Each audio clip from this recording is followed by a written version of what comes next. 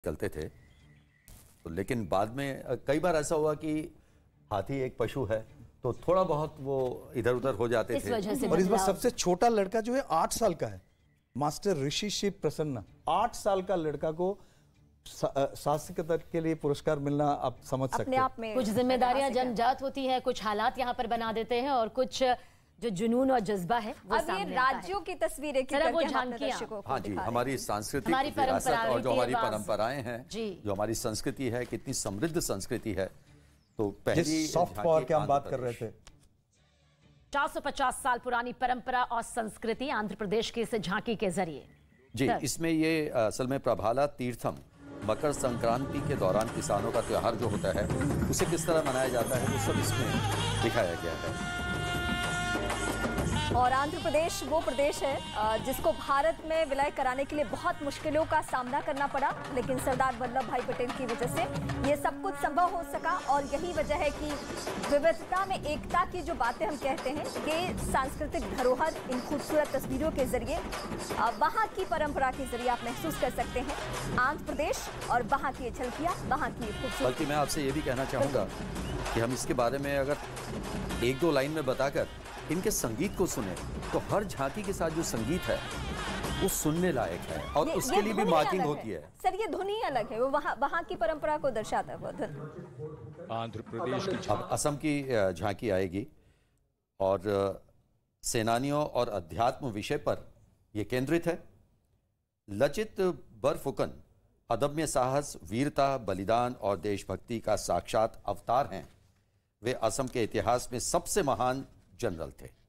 उन पर आधारित ये झांकी, और इसमें भी एक पर्टिकुलर पॉइंट पर संगीत शुरू होता है और फिर वो फेड आउट होता है ताकि दूसरी जो झांकी आ रही है वो अपनी सही जगह पर आके अपने म्यूजिक को फेड इन कर पाए। शक्ति की धरती है ये असम, माँ कामाख्या की धरती, और वो तस्वीरें भी इस वक्त हम अपने दर्शकों को जो आप धुन का भी जिक्र कर रहे थे कि धुन को किस तरह से महसूस किया जा सकता है। ये बिहू डांस, बिहू नृत्य जो असम का पारंपरिक। कामाख्या मंदिर आपको पता है कि एक बहुत ही माना हुआ मंदिर है, शक्तिपीठ है, शक्तिपीठ है और ये असम का एक सिंबल है, तो उसको दिखाया जा रहा है। साथ में शिवसागर के 2 मंदिर है, उसको भी दिखाया जा रहा है। सर अध्यात्म और ताकत दोनों का मेल नजर आता है असम। बिल्कुल, असम एक ऐसा राज्य है जहाँ पे डाइवर्सिटी, इंट्रास्टेट डाइवर्सिटी भी बहुत है। अगर आप देखेंगे वो बॉर्डरिंग डिस्ट्रिक्ट्स है, उनके अलग अलग लैंग्वेजेस है, तो पूरा नॉर्थ ईस्ट का एक बाइंडिंग फोर्स है असम। 2 हिस्सों में है सर असम की झांकी जी। और अब इसके बाद आप जो देखेंगे झांकी वो है लद्दाख संघ शासित क्षेत्र। वहां का पर्यटन और समग्र संस्कृति उस पर आधारित ये झांकी है। झांकी में लद्दाख की सांस्कृतिक और आध्यात्मिक विरासत के समग्र संदर्भ में खुबानी की खेती, पश्मीना, ग्रामीण पर्यटन आदि क्षेत्रों में विकास को दर्शाया गया है। और साथ में 7th सेंचुरी गांधार जो आर्ट है, आपको मैं ये भी बता दूं, जो गांधार है ये कांदाहार से आया है। को आप सुन भी सकते हैं। जो बामियान बुद्धा जो थे वो सेम गांधार ट्रेडिशन के मूर्तियां हैं जो कांदाहार से लेकर लद्दाख तक यहाँ पे इनका ये आर्ट फॉर्म है। तो यहाँ पे गांधार आर्ट में जो बुद्धा स्टैचूज है वो भी दिखाया जा रहा है। तो आप समझ सकते हैं जो इंडिया का जो ग्रेटर इंडिया था उसका जो कल्चरल कनेक्टिविटी वो कितना अच्छा था, कितना समृद्ध था। Of the people with the nature around. और इसके ठीक बाद उत्तराखंड की भी झलकियां हमें देखने को मिल रही है, वहां की झांकी भी देखने को मिल रही है। जी हाँ, उत्तराखंड की झांकी मानस खंड की विषय वस्तु पर आधारित है। देवभूमि उत्तराखंड के कण कण में देवत्व है ये माना जाता है। एक और जहां पवित्र 4 धाम तथा जीवनदायिनी गंगा यमुना अविरल बहती हैं, वहीं दूसरी ओर मानस खंड यानी कुमाऊं में विभिन्न मंदिरों के समूह वही दर्शाया गया है। और वो तस्वीरें भी हम देख रहे हैं।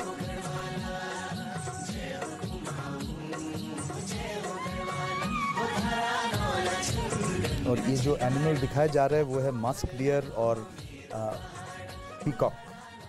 और ये आपको पता है कि उत्तराखंड में जो फौना एंड फ्लोरा है बहुत ही यूनिक है।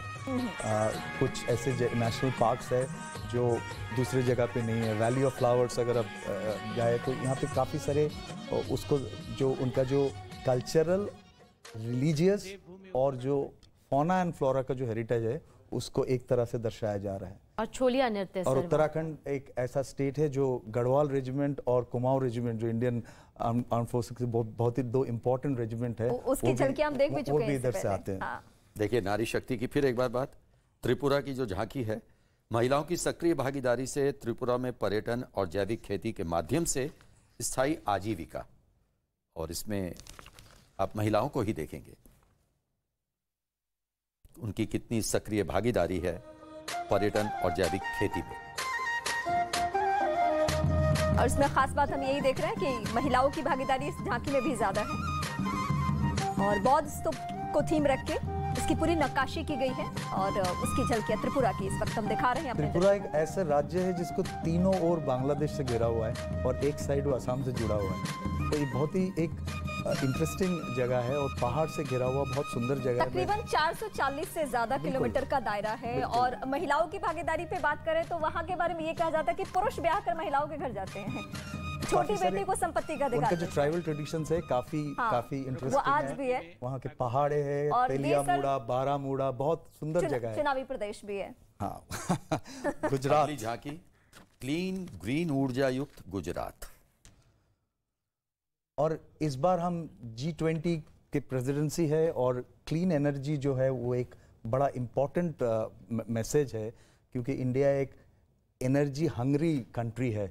हम डेवलप हो रहे हैं, लेकिन हम पूरा विश्व को संदेश देना चाहते हैं कि हम डेवलप करेंगे, लेकिन इंक्लूसिव डेवलपमेंट। हम उस डेवलपमेंट में पूरा विश्व को पॉल्यूट करें और जो हम ग्लोबल वार्मिंग की बात कर रहे हैं उनका समस्या हल करने के लिए गुजरात ने काफ़ी सारे स्टेप्स लिया है। वहाँ पे जो उनका ऑल्टरनेटिव एनर्जी है, अगर आप जाएंगे कच्छ में, वहाँ पे बहुत सारे विंड मिल्स, जो सोलर पैनल्स है। So Gujarat has actually taken very active state, not अभी नहीं, काफ़ी सालों से उन्होंने इस फील्ड में, और उसका जो तेज हवा है उस जगह पे, उससे ये बहुत विंड एनर्जी बहुत राजस्थान और गुजरात में बहुत अच्छी तरह से हो रहा है। तो वो डिपेक्ट किया जा रहा है। इस गांव में पीएम गए भी थे, मोढेरा गांव। बिल्कुल। और clean energy is going to be the theme of future. और अब जो झांकी आप देखेंगे वो है झारखंड की बाबा बैद्यनाथ धाम। देवघर में स्थित प्रसिद्ध बैद्यनाथ धाम को झारखंड राज्य की झांकी में दिखाया जाएगा। झारखंड राज्य में देश के 12 ज्योतिर्लिंगों में से एक बैद्यनाथ धाम है। ऐसा माना जाता है कि रावण ने लंका में शिवलिंग की स्थापना के उद्देश्य से हिमालय पर शिव की पूजा की थी। प्रसन्न होकर भगवान शिव ने रावण को शिवलिंग को सीधे लंका ले जाने की अनुमति दे दी।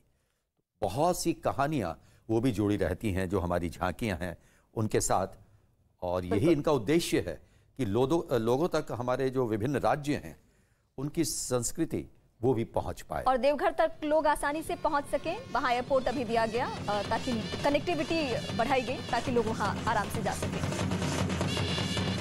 क्योंकि जिस देश का पर्यटन बहुत अच्छा होगा वो वैसे भी और प्रगति करेगा। और झारखंड एक बहुत ही मिनरल रिच स्टेट है और एनर्जी सिक्योरिटी के लिए बड़ा इंपॉर्टेंट स्टेट है झारखंड। बिरसा मुंडा, जिसे आदिवासी भगवान के तौर पे मानते हैं, उनकी भी भूमिका आजादी के लिए बहुत बड़ी रही है अंग्रेजों से लड़ने में, और उनको भी यहाँ थीम रखा गया है। अब आप देखें कि झांकियों के बीच में भी एक बहुत कम अंतराल रहता है। ये सब समय को किस तरह से वहां पूरा करना है उसका ध्यान रखा जाता है। अब अरुणाचल प्रदेश की झांकी, इसमें पर्यटन की संभावनाओं को दिखाया गया है।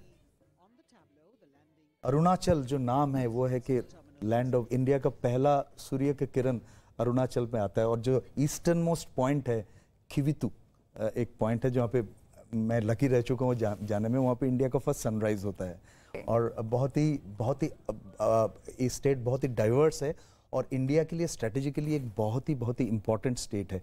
आपको पता है ये पहले नेफा के नाम से जाना जाता था, नॉर्थ ईस्टर्न फ्रंटियर एजेंसी, बाद में इसका नाम अरुणाचल प्रदेश रखा गया। और चाइना वॉर में नेफा का नाम काफ़ी आया था। 1962 में पहली बार नेफा ही सुना गया था, बाद में फिर अरुणाचल प्रदेश। और अब जम्मू कश्मीर की झांकी, नया जम्मू और कश्मीर, अब उसका स्वरूप क्या है वो अब दिखाया गया है, किस तरह विकास कर रहा है। अमरनाथ अमरनाथ का दिखा मंत्रोच्चारण के साथ। ये शिवलिंग जो है अमरनाथ, आपको पता है बर्फ के लिंग होते, वो फॉर्म होते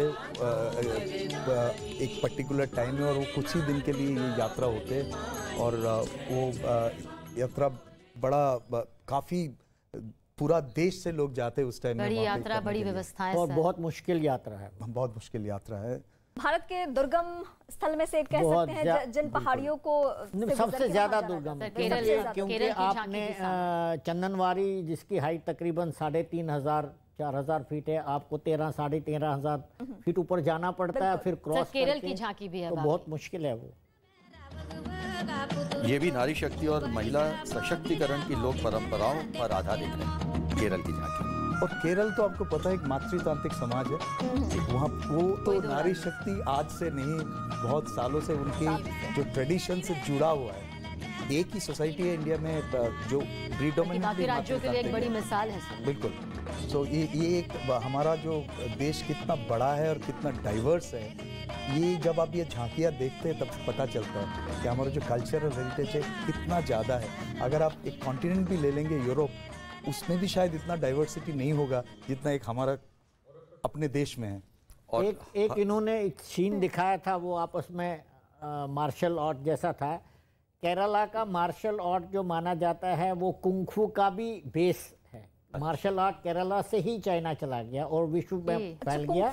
केरला से कहाँ, और कुंग-फू ये चाइना के जितने भी मार्शल आर्ट्स हैं या साउथ ईस्ट एशिया में, सब केरला के मार्शल आर्ट्स से निकले। सर अगली पश्चिम बंगाल की झांकी। ये तो मेरा राज्य है, मैं हमेशा खुश होता हूँ, और ये दुर्गा पूजा दिखा रहा है जिसके लिए हर एक बंगाली वेट करते हैं। उनका कैलेंडर शुरू ही होता है दुर्गा पूजा से। सो दुर्गा पूजा डिपिक्ट किया जाए। आपको पता है इस बार UNESCO has recognise Durga Puja as a cultural heritage festival, जो बहुत ही इम्पोर्टेंट था। इस लास्ट ईयर इसको दिया गया है, तो दुर्गा पूजा डिपिक्ट किया जा रहा है। और आप देखते हैं कि जो दुर्गा पूजा में जो माता होते हैं वो देवी नहीं होते, वो हमारे लिए बोलते हैं कि बेटी घर पे आते हैं अपने बच्चों के साथ।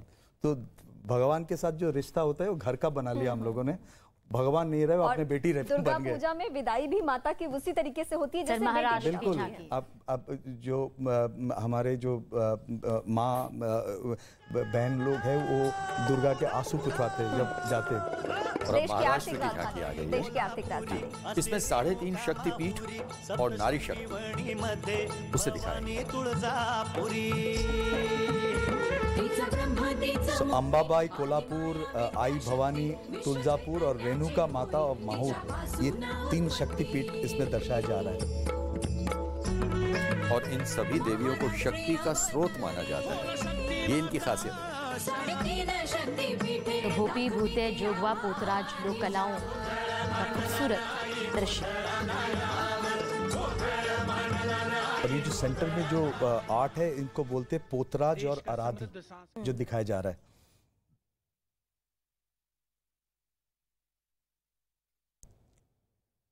और अब तमिलनाडु, ये भी महिला सशक्तिकरण और संस्कृति पर आधारित है झांकी।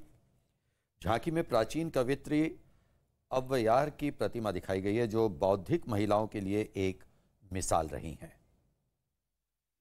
लेकिन चेहरे पर एक सादगी वो नजर आ रही है। और जो कर्नाटिक म्यूजिक आप देख रहे हैं, MS सुब्बुलक्ष्मी, भारत रत्न, उनका बस्ट, और पद्म भूषण तंजोर बाला सरस्वती और डॉक्टर मुथुलक्ष्मी रेड्डी, ये जो सोशल रिफॉर्मर है, इनका तो तमिलनाडु के जो इतिहास में जो वुमेन एम्पावरमेंट रहा, इसका एक जर्नी जो रहा, ये दिखाया जा रहा है। And not only empowerment, music और कल्चरल हेरिटेज में भी वुमेन का एक बहुत बड़ा योगदान रहा। आप देख सकते हैं कि फोक आर्ट्स है, जो डांस फॉर्म है भरतनाट्यम, वो दिखाया जा रहा है तमिलनाडु की झांकी में।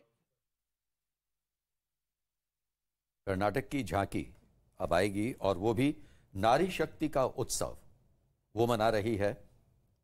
आज़ादी का अमृत महोत्सव समारोह के एक भाग के तौर पर कर्नाटक राज्य की 3 महिलाओं की उपलब्धियों को यहाँ दर्शाया जाएगा।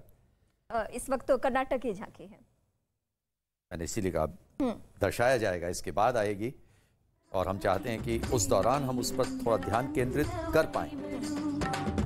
सुलागिट्टी नरसम्मा एक ताई, तुलसी गौड़ा हलक्की जिन्हें वृक्षा माते पेड़ों की माँ, और सालू मर्दा थिमक्का पेड़ों की कतार को थिमक्का के रूप में जाना जाता है, समाज में अपने निस्वार्थ योगदान के कारण विख्यात हो गई। तुलसी गौड़ा जी ने 30,000 सैपलिंग लगाए अपने जीवन काल में। आप समझ सकते हैं कि कितना बड़ा योगदान रहा एक किसी के लिए 30,000 पौधा लगाना। बहुत बहुत वाकई एक बहुत ही बड़ा कंट्रीब्यूशन है। 30,000 पौधे और हजारों लाखों जिंदगियां। जी। हरियाणा कुरुक्षेत्र श्रीमद् गीता के उस शाश्वत संदेश की जन्मभूमि है जो महाभारत युद्ध के पहले दिन भगवान श्री कृष्ण ने अर्जुन को दिया था, और ये झांकी में उसी को प्रदर्शित किया गया है। श्रीमद् भगवद गीता, उसका उपदेश 5,000 साल की पुराना परंपरा भी दर्शाता है।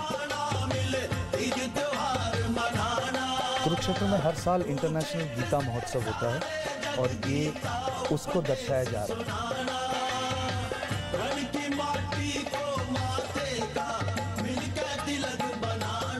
और ये श्री कृष्ण का वो स्वरूप है जो उन्होंने अर्जुन को दिखाया था, विराट स्वरूप। विराट स्वरूप। अर्जुन का मन विचलित था उस वक्त। गीता का पूरा सार उनके सामने, जो आज हर जन जन तक मेरे ख्याल से सिर्फ पहुंचना भी चाहिए। सार एक ही है, कर्तव्य करते रहो, फल की चिंता मत करो। और कर्तव्य पथ की हर तस्वीर यूं ही देखते रहो। अगला जो है शायद बहुत दिन बाद आ रहा है, union territory of Dadra Nagar Haveli और दमन दीव। काफी साल से शायद मैंने नहीं देखा, तो ये एक अच्छा चीज है कि एक छोटा स्टेट्स को भी इस बार स्थान दिया जा रहा है सामने दादरा नगर हवेली, और वो दिखा रहा है कंजर्वेशन ऑफ ट्राइबल कल्चर और हेरिटेज।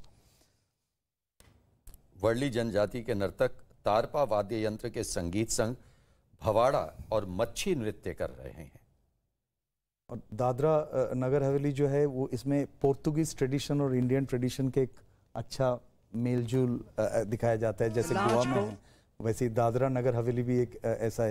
ये जो छोटा छोटा पॉकेट्स है जहाँ पे काफ़ी सारे अदर देन ब्रिटिश जो यूरोपियन कॉलोनियल पावर्स थे, अगर आप वहाँ पे जाएंगे देखेंगे, जैसे पौंडीचेरी, वहाँ पे आप अभी भी जो टोपी देखेंगे वो फ्रेंच जो पेरिस में जो पुलिस पहनते हैं और वहाँ पे एक ही जैसा है। तो ये काफ़ी सारी पॉकेट्स में जो कुछ ट्रेडिशंस हैं जो मिलजुल के जो आगे बढ़े हैं, ये इंडिया को और एक यूनिकनेस दिया है। और देखिए जो इसका अगला भाग है वहाँ पर INS खुखरी का लंगर, उसे भी दिखाया गया है। बिल्कुल।